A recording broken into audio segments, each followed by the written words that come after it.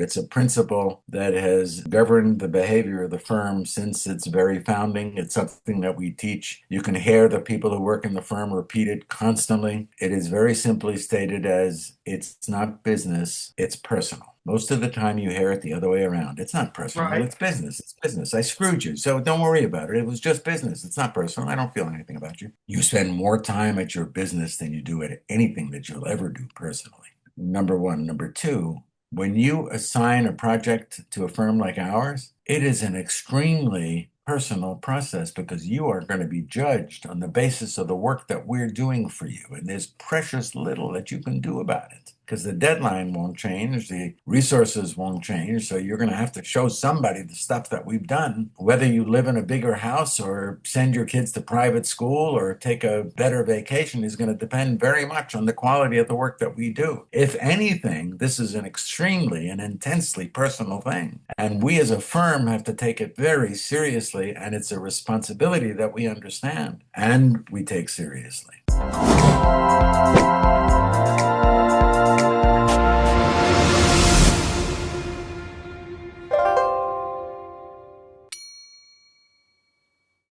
Thank you, folks, for watching another episode of Revenue Playbook Chronicles. I am your host, Gene Lytle. My special guest today is Stan Adler. He is the founder and creative director of Adler Branding and Marketing, Inc. It is a full-service marketing and communication firm who has actually been around for 47 years. Stan, hi, welcome. How are you? Where are you calling from? Gene, it's a pleasure to be with you. I'm sitting in my home office a little bit north of New York City in a suburb called New Rochelle, which its only claim to fame is the fact that the Dick Van Dyke Show took place here. Oh my gosh, how Rob awesome. Petrie lived in New Rochelle. A little bit of history, right? Right. There you go. So Stan, 47 years in business, that's almost unheard of in a lot lot of cases. Well, it's So I certainly know you unheard have, of in our industry. Yeah, I mean, yo, because it's like dog absolutely, years. no doubt. And I know you have a plethora of stories for us. So why don't I just kind of let you loose a little bit? Give me your journey, kind of like where you started, bring us up to today. And if you have any pain that you'd like to share, I'd love to hear it and how you pivoted and was able to stay in business for as long as you have. Fair enough? Very fair, Gene. And anybody who claims not to have suffered any pain over a 47-year career is lying to you.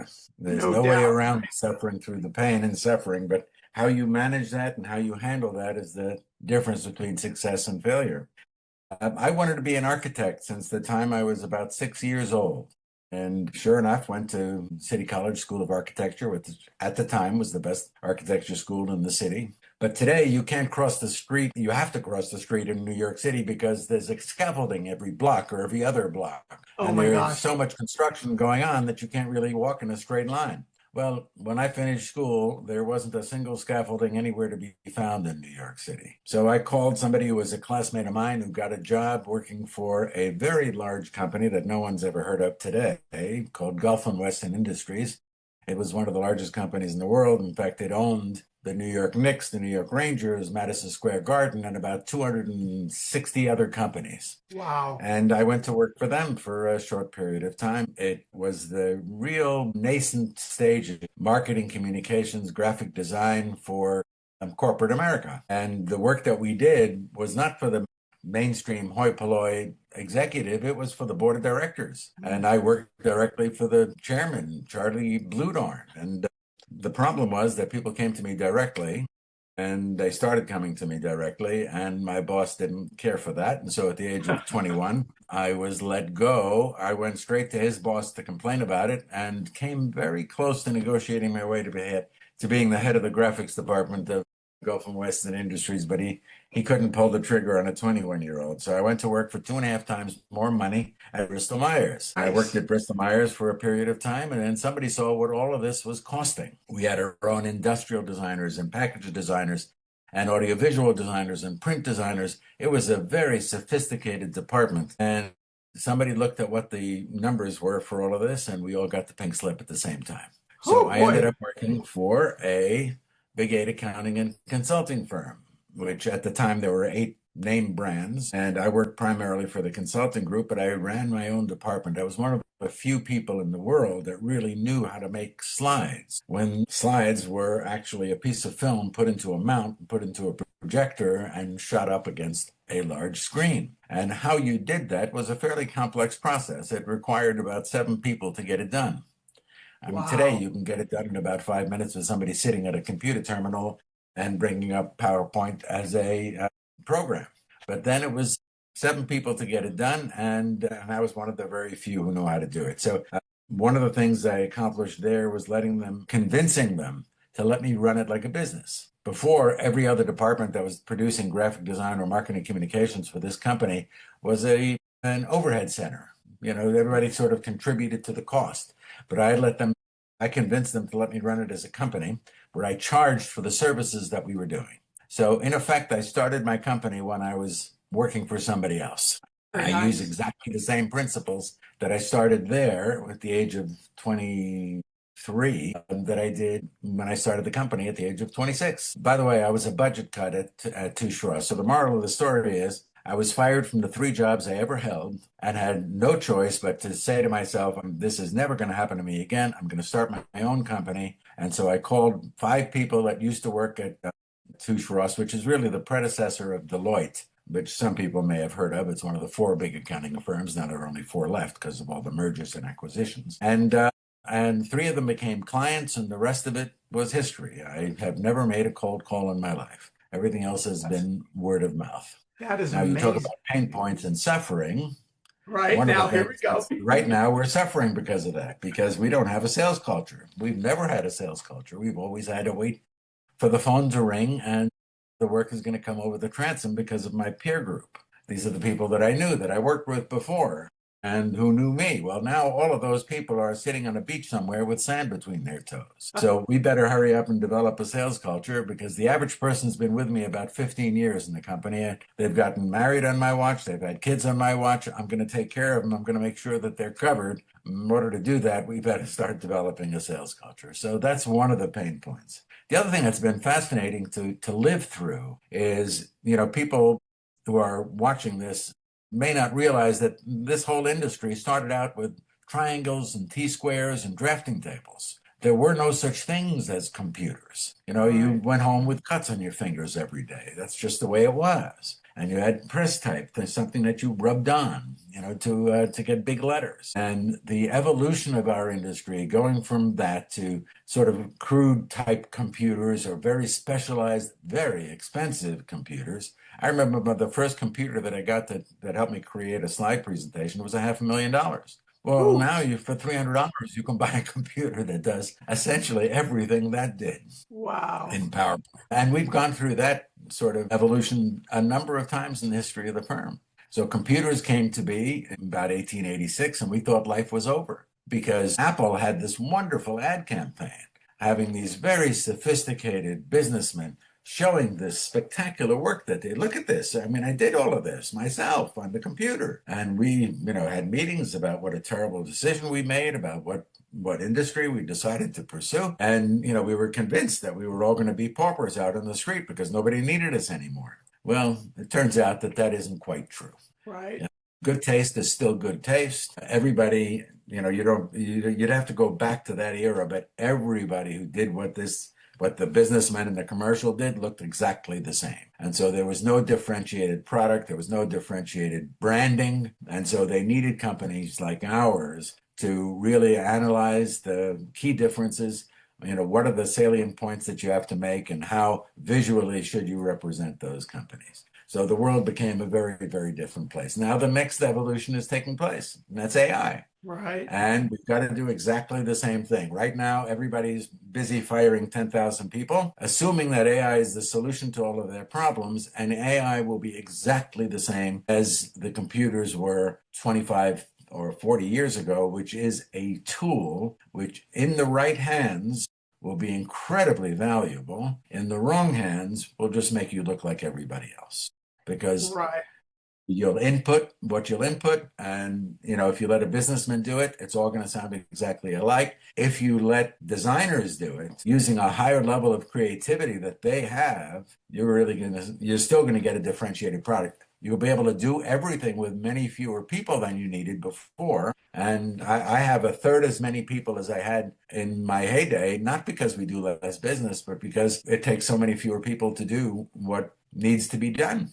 And the technology makes it so much more efficient. And AI will be the same thing. It'll be a tool. We'll be differentiated because of that tool, and we'll use it to get us 80% of where we want to go. We no longer have to start with a blank piece of paper, but that extra 20% that makes the difference between good and great, you'll still need marketing communications people. Absolutely. Very nice. So it's amazing that you have gone through this whole from no computers to having computers and all the technology that's happened in between. And then now with AI, is there a common theme that business is still run the same way, or has business really changed that much? It has changed to at least as far as our lives are concerned, quite a bit. I mean, when we first started, it was 1979, which is practically the covered wagon days for most of you listeners. But you had a 200-page memo that you wrote, so that a half a dozen people wrote, and then you sent it up to the executives, and the executives were expected to read it and make intelligent decisions. Well, that's great, except that became a 12-page executive summary, which became a 2-page executive summary, which became 6 bullet points on a single page. And that's all they're going to read. So how do you distill everything back down to? So it requires an efficiency of thought that you never had before. And it's a challenge. It becomes, there's so many more decisions being made in a shorter period of time, and the stakes have never been higher. There's no time for thoughtfulness. I always say that I lose 5 years of my life with every technological innovation that comes out. Here's an example. When a fax machine was built, right? Oh my Before the gosh. fax machine, I had 5 messengers used to work for me. We used to have to run back and forth, with Xerox copies of things or the actual boards, and they would have to show them. They would have to wait for a response. They would, send things back. With the fax, and you couldn't rush it, right? You would say, okay, well, send it to me in a few days. Now you send the fax. Well, now you can expect to get it back in an hour, right? Because it's a Nice. fax, you can send it right away. And computers made it worse, right? But computers, I expect to get things done faster. You have a computer, right? So you can do it right away. So I mean, some clients obviously are more understanding and know that there's a workflow that has to be realistically attended to, and you have to, get things in a queue. But with every technological innovation, and my favorite word is when a client uses the word just. Can't you Right. just, right? Yeah. And AI is going to be the queen of just. Yes. Can't you just let AI do it? Well, no, can't just let AI do it. You can let AI do this for about 15 minutes, and that's about it. Because after the 15 minutes, the marketplace expectation is going to be for a differentiation, and you're not going to have it because you've all gone to AI. And it's Right. worse than that. As a company, you throw all your eggs into one AI basket. I'm going to be Perplexity, or I'm going to be ChatGPT, or I'm going to be any number. Well, they're good at one thing. They're not good at other things. Some things are good at headline copy. Some AI programs are good at long copy. Some are good at visuals. Some are good at moving visuals. Well, you have to know what's good at what. And large companies cannot afford to keep this open-ended. And so they will I'm going to go with IBM, on their AI program, or I'm going to go with so-and-so in their AI program. Well, that's not good enough, because it's just going to pigeonhole you too tightly and get you less than optimal results. So we invest in all of them. And that's going to be an ongoing concern, an ongoing challenge for companies like ours. And it's funny to be in the position that I'm in, because I'm the old guy with the gray hair, and I'm trying to convince the designers, the kids, the young guys, that no, you don't understand. You have to do this. You can't put toothpaste back in the tube. No, this is going to be permanent. AI is here. It's forever, right? And the expectation is that you no longer have to start with a blank piece of paper. The problem is that all of these people have been taught, writers, designers, everybody in a creative business has been taught that you start with a blank piece of paper and anything you put on there is yours, which is a kind of a silly notion because if you're a writer, you didn't invent the alphabet, you didn't invent the words. All you're really doing is using words that other people created and putting them into a unique combination. Well, designers do exactly the same thing. They're using their memories, visual memories, to pick and choose from an assorted array of options to try and combine things into something unique.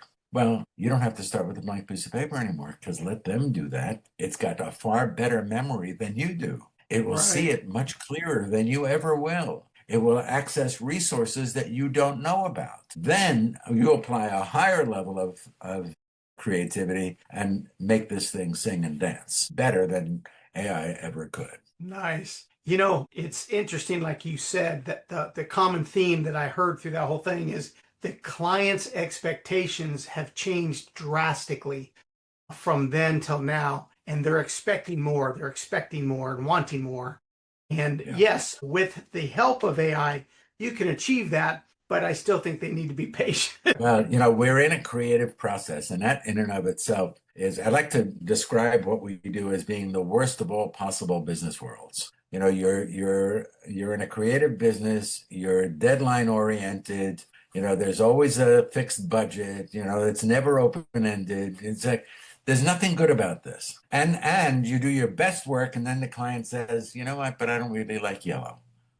Oh, So what are you going to do with that? Right? I don't like green, or there's nothing you right. can do. I mean, it's some of it is a matter of taste. And then what are you going to say? Listen, because I have had to fire clients, and I've had to say this, in so many words and as nicely as I possibly can. But basically, you don't have our taste level. You don't know. You're not able to project what the marketplace needs. That's our job. That's what we're good at.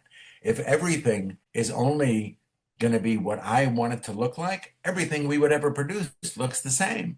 But it's never Right. that because every company, every personality is a little bit different. And the marketplace expectation is different. And the marketplace itself is different. So you have to combine all of those elements and deliver what the marketplace either expects or needs. Sometimes it doesn't know it needs it, but we're good at that. That's what makes us, successful. If we're not good at it, we last a year and then we go work for somebody else, Right. and it's somebody else's branding. Each company has its own brand system set up by sophisticated companies that don't have any idea what it's like to day have to create things within that framework. And I know this because we have to fix a lot of those things working for our clients, some of which are very large companies that hire these very fancy branding firms who truly don't have a clue about the products and services that these companies really offer and how they get delivered and how they get sold and what the approval process is like on the client side, on our clients' side. So it becomes a challenge all the way around. Wow. Wow. But You know, I was just we'll make thinking, it. right? I was just thinking to kind of put things in a little more perspective. So I'm 61. And when you started in 1979, I was a freshman in high school. Yeah. Well, I had a wife and two kids and a mortgage and no money in the bank and no money on either side of our parents. So Wow. it was you had to make it. And I was lucky. I was riding into the city with a friend of mine who worked for a jewelry company that happened to own a building on the corner of 46th Street and Fifth Avenue. And they said that the penthouse was available. And it's only 800 square feet, which is about the size that I was looking for when I started, because I was going to be the only one in the room, though I had a bunch of equipment that I needed, cameras and photostat machines and typesetting machines and things like that. I didn't realize, and I said, well, that sounds great. Let me come take a look at it. They called it the penthouse because the elevator went up to the 18th floor, and this was on the 20th floor. Oh So boy. you had to walk up two flights of stairs with those things that were not, little computers, that you put in your pocket. It's not that kind of thing. These were all enormously heavy machines that took several people to bring up there. But that was my first office, and I got lucky. Wow. Do you have old pictures of those, of that office? I have some old pictures Actually, went in on weekends to lay the floor tiles because the thing was a shambles. It was some kind of a travel agency or something, and there was papers all over the place. And through the door where I put my camera, there was this little alcove. But beyond that, there was a water tower. And so every time anybody in the building flushed the toilet, you'd hear the water running, into the water, refilling the water tower. Oh It no. was an interesting experience, but I only lasted about maybe 8 months, and then I had to move because we were growing.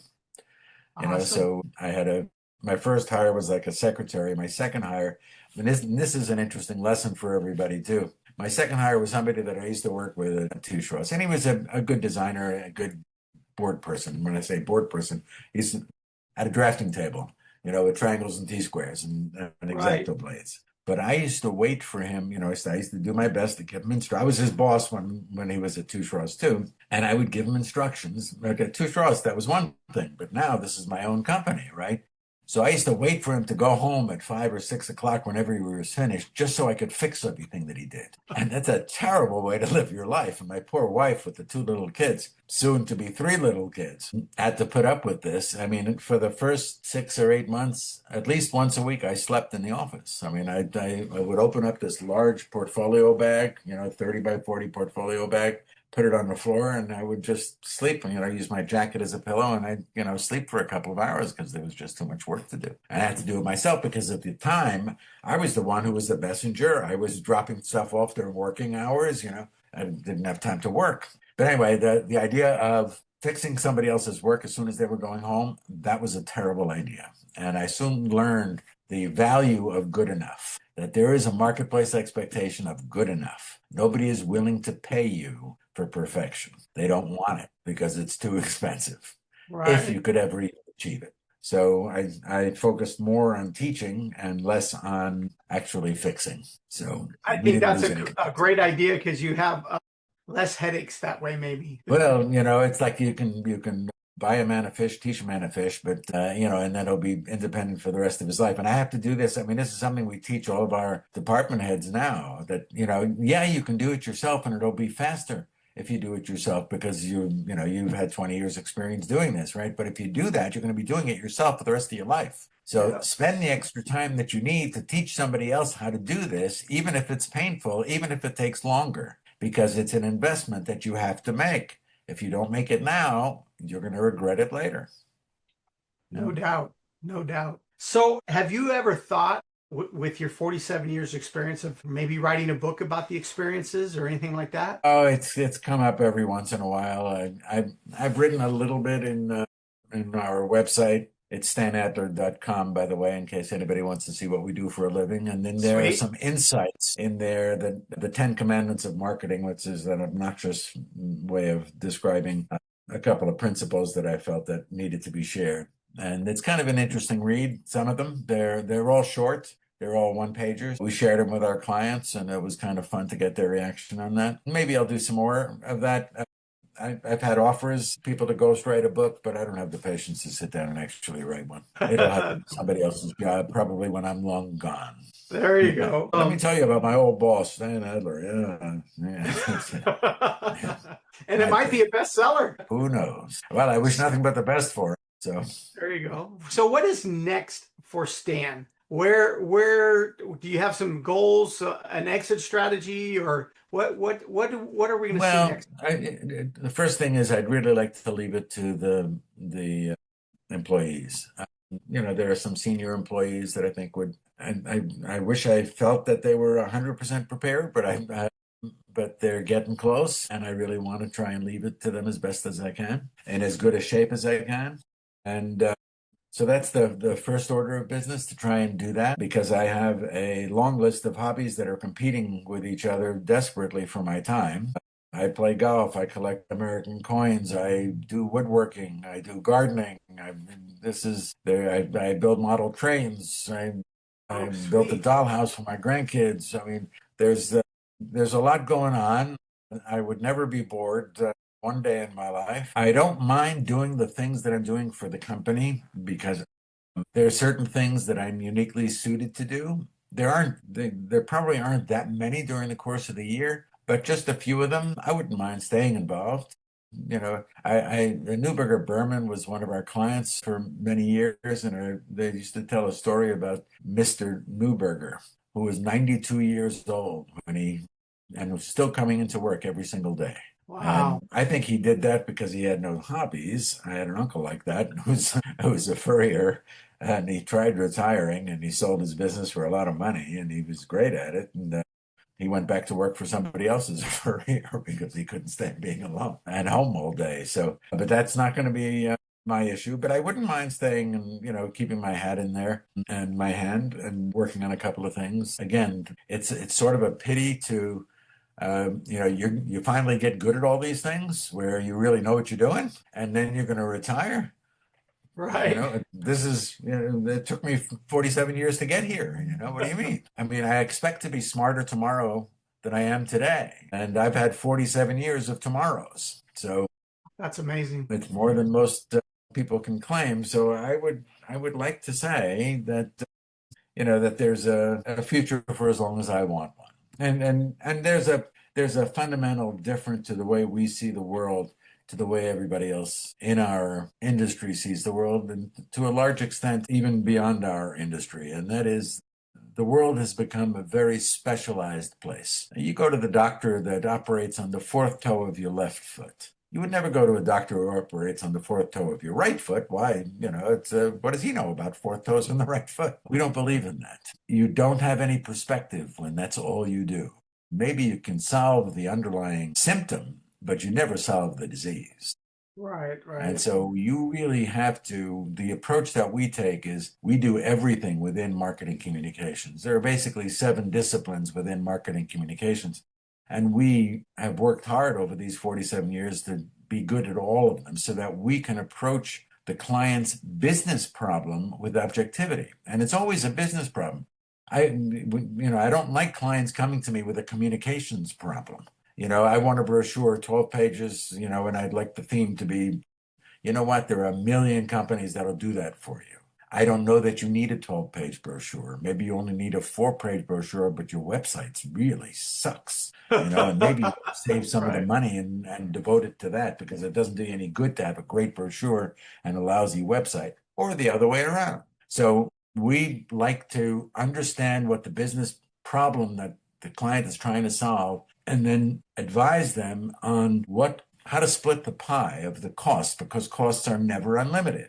So what makes the most sense in terms of getting the bang for your buck as to where to allocate your resources. I need $1.72 to go here and 68 cents to go there.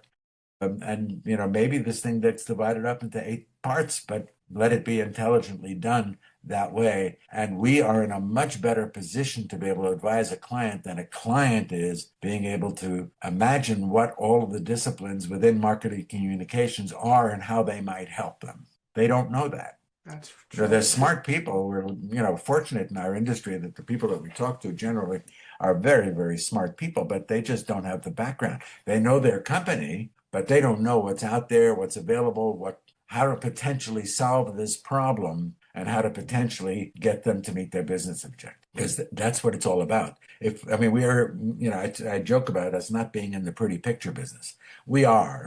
Obviously, pretty pictures is a strategy. It's a tactic. It's how you achieve a business objective, because people would rather look at pretty pictures than lousy pictures. So, we employ that, but that's not the goal. That's not the end game. That's just the device that you use to try and achieve a business objective, because it's all about the business objective. So then we do that. We're not efficiency experts. We're not plastics experts. We know marketing communications. So within the sphere of marketing communications, we can help you achieve your business objectives Perfect. So better than you with would have that, on your own. right, who Yeah. is your perfect client? If you could wave a magic wand, who's that perfect client you're looking for? We've had them. We have clients that have been a retainer to us for more than 35 years.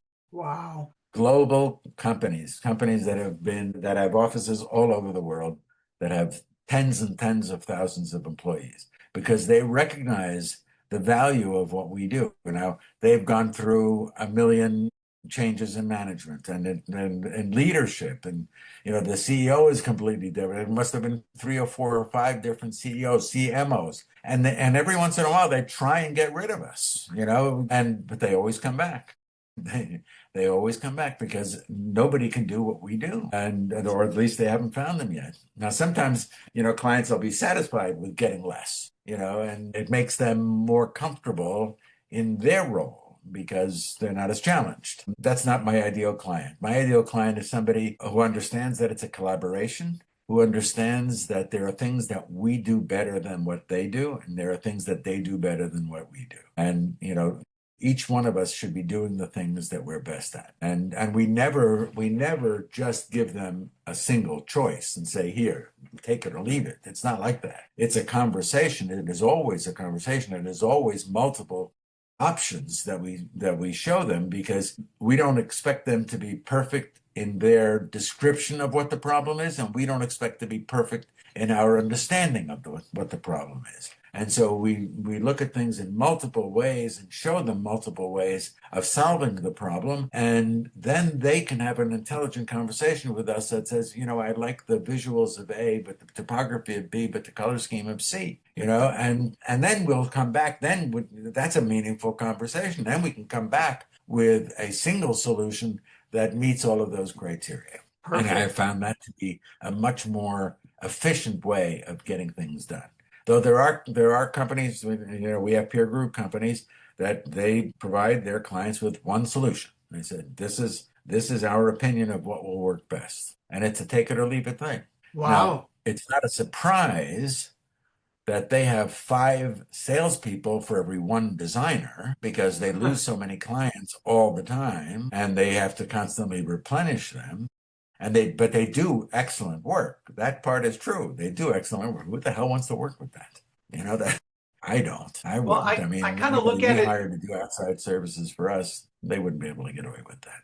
Yeah, which makes a lot of sense, because, like I'm saying, for myself and most people, I don't think they know what they want. They have no idea, no clue. So they're looking to you, and then once you give them an idea, or if they see something, now their creative juices start flowing and go, oh, I like this. Can we change this, or can we do this? Yeah.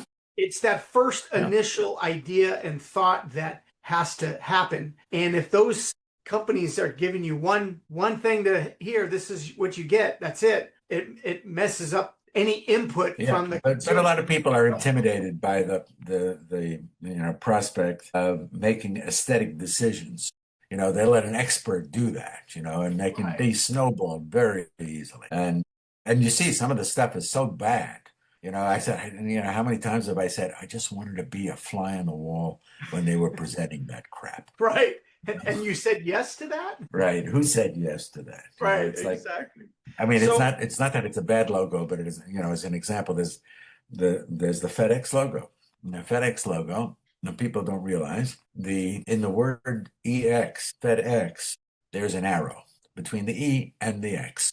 It naturally forms an arrow. Nobody knows this. You'll talk to 99 people out of 100, and there's no arrow in the FedEx logo. There's an arrow in the FedEx logo. There were 13 people on the board of FedEx when this was presented. Fred Smith, who was the chairman, was the only one who saw that there was an arrow. And then he said, oh, man, that's very cute. I like that. The topography is very strong. The color schemes are very strong. There's nothing wrong with the logo. And I'm not trying to diminish the strength of the logo. I'm just saying nobody saw that there was an arrow until Fred Smith mentioned it. And everybody thought that the person to their right and their left saw the arrow. Wow. They're the only ones who didn't. But it wasn't true. That's why nobody knows that there's an arrow. Go look at a FedEx logo. When we finish this call, go bring up a FedEx and you'll see the arrow between the E and the X, and you'll never not see it again.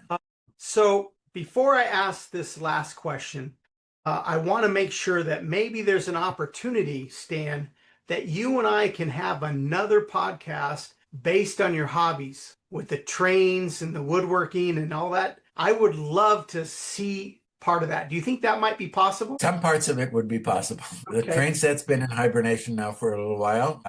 It was running. It was a real challenge from a design standpoint. I have no interest in running the trains. That doesn't do anything for me, but designing the whole thing was a very interesting Sweet, experience, sweet. and you have to learn a tremendous amount. There are other things that, the coin collecting is a fascinating thing. I can, woodworking. I'll show you right now, we're in a cutting board phase, and that's the official wedding present now. I make a custom cutting board for somebody, which they would normally have to spend several $100s to get done. So in the way that I do it, but I'm happy to do that. I'm happy to talk about my hobbies. They bring me joy. Awesome, awesome. Okay, so here's the one question I would really like to ask everybody. And if our listeners just didn't remember anything that we went over and you wanted to push forward a message that they left with, an important message that you feel, what would that message be? That's a great question. And I'll tell you, I have a simple answer. It's a principle that has governed the behavior of the firm since its very founding. It's something that we teach. You can hear the people who work in the firm repeat it constantly. And it is very simply stated as it's not business, it's personal. Most of the time you hear it the other way around. It's not personal, Right. it's business. It's business. I screwed you, so don't worry about it. It was just business. It's not personal. I don't feel anything about you. Well, you spend more time at your business than you do at anything that you'll ever do personally. Number one. Number two, when you assign a project to a firm like ours, it is an extremely personal process because you are going to be judged on the basis of the work that we're doing for you. And there's precious little that you can do about it because the deadline won't change, the resources won't change. So you're going to have to show somebody the stuff that we've done. And whether you live in a bigger house or send your kids to private school or take a better vacation is going to depend very much on the quality of the work that we do. If anything, this is an extremely and intensely personal thing. And we as a firm have to take it very seriously. And it's a responsibility that we understand and we take seriously. So if I had to leave everybody with one message is everything that you do, it's never business. It's always personal. It affects everybody personally. Remember the value of that and the importance of that and deal with everybody accordingly. Stan, that is very well said. Thank you so much for that knowledge. And thank you Sure. also for being on our podcast. Really do appreciate it.